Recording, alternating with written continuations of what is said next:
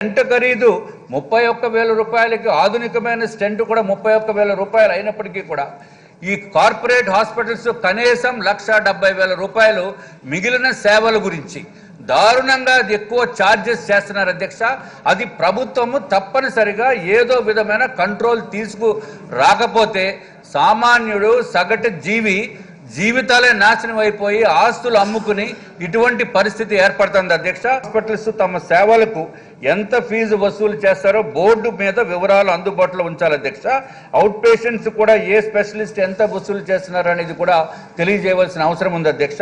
కానీ అటువంటిది ఎక్కడ జరగటం లేదు అధ్యక్ష.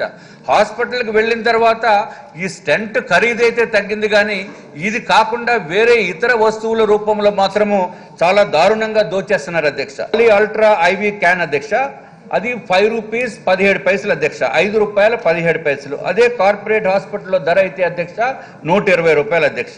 అలాగే ఈజీ ఫిక్స్ అధ్యక్ష 8 రూపాయలు 50 పైసలు అయితే 35 రూపాయలు ఛార్జ్ చేస్తారు అధ్యక్ష. అట్లాగే ఏది చూసినా అధ్యక్ష మీరు చాలా దారుణంగా 10 టైమ్స్ మోర్ ఎక్కువ ఛార్జ్ చేయడం జరుగుతుంది అధ్యక్ష.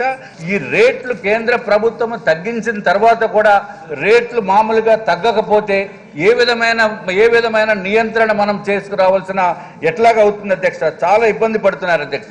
దయచేసి ఈ విషయంలో ప్రభుత్వం కఠిన చర్యలు తీసుకోవాల్సిందిగా నేను కోరుతున్నాను అధ్యక్ష.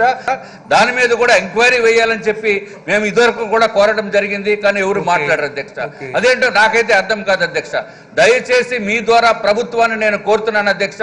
నేను చెప్పినటువంటి విషయాలను అన్నింటినీ కూడా పరిగణలోకి తీసుకుని ఏదో విధమైన చర్యలు తీసుకోకపోతే మాత్రం ప్రజలు చాలా దారుణంగా నష్టపోతారని చెప్పి మీ ద్వారా నేను కోరుకుంటున్నాను అధ్యక్ష.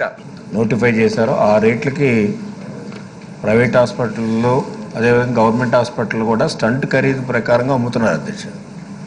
గవర్నమెంట్ హాస్పిటల్తో మనం ఏదైతే నోటిఫై చేసామో ఆ ప్రకారంగానే అమ్ముతున్నారో ఆ ప్రకారంగానే చేస్తున్నారు ఆపరేషన్స్ కానీ ఇవన్నీ కూడా.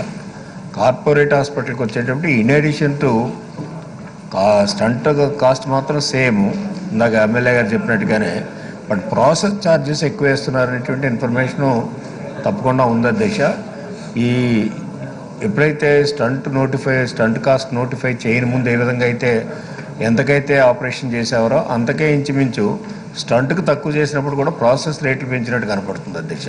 నేను డిస్కస్ చేసినట్లు, నాకు కొత్త సబ్జెక్ట్ అయినప్పుడు కూడా నేను డిస్కస్ చేసినట్లు కనపడుతుంది అధ్యక్ష. ఆ విధంగా ఉండటానికి వీల్లేదు. ప్రాసెస్ ఛార్జెస్ కూడా తగ్గించాలి, స్టంట్ నోటిఫై చేసిన రేట్లు కూడా యాజ్ ఇట్ ఈస్గా అమ్మాలి.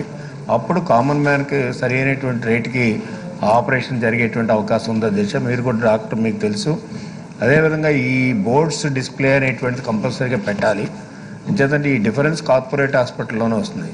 చాలా వరకు ఇన్స్పెక్షన్ చేశారు వీళ్ళు, ఇన్స్పెక్షన్ చేసినప్పుడు కూడా ఇంకా మనకి గ్రౌండ్ లెవెల్లో మనమే ఉంటాం కాబట్టి మనకు కంప్లైంట్స్ వస్తున్నాయి కాబట్టి అది ఇంకా స్ట్రెంగ్థన్ చేయవలసినటువంటి అవసరం ఉంది. అన్ని కార్పొరేట్ హాస్పిటల్లో కానీ గవర్నమెంట్ హాస్పిటల్లో కానీ డిస్ప్లే బోర్డులు పెడితే స్టంట్ కాస్ట్ ఎంత, ప్రాసెస్ ఎంత ఛార్జ్ చేయాలి అనేది పెట్టవలసినటువంటి అవసరం పెడితే కరెక్ట్గా కామన్ మ్యాన్ కానీ ఎవరికైనా కానీ ఆపరేషన్ చేసుకునే వాళ్ళకి తక్కువకి రావడానికి అవకాశం ఉంది అధ్యక్ష. గౌరవ సభ్యులు చెప్పింది కూడా పరిధిలో తీసుకుని మళ్ళీ ఇన్స్పెక్షన్ చేయించి డెఫినెట్గా బోర్డులు పెట్టించేటట్టుగా, నేను పబ్లిసిటీ కూడా ఎక్కువ ఇచ్చేటట్టుగా చేయవలసినటువంటి అవసరం ఉంది. ఎంచేతంటే ఇంతకుముందు మా మెట్ల సత్యనారాయణ గారు కూడా ఇట్లాగా చాలా తగులు పడ్డారు, మీకు కూడా తెలుసు అధ్యక్ష. ఈ స్టంట్లలో రకాలు ఆయనకు తెలుసు కాబట్టి, ఆయన డాక్టర్ కాబట్టి ఆయన మొత్తానికి కోర్టు వరకు వెళ్ళి ఆయన అనుకున్న స్టంట్నే వేయించారు. వీళ్ళంతా కూడా కార్పొరేట్ హాస్పిటల్ కానీ కొన్ని హాస్పిటల్స్ వాళ్ళకు ఉండేటువంటి వెరైటీ వేరు, మంచి వెరైటీ వేయకుండా మామూలు వెరైటీ వేస్తున్నారు అన్నటువంటి ఆ రోజున ఆయన క్లైమ్ అధ్యక్ష. ఏదేమైనప్పుడు కూడా ఇటువంటి మాల్ ప్రాక్టీస్ జరగకుండా చూడవలసిన బాధ్యత ప్రభుత్వం అనుకుంటే తప్పకుండా అన్ని చర్యలు కూడా తీసుకుంటామనేది కూడా గౌరవ సభ్యులకు మనం చేస్తాం.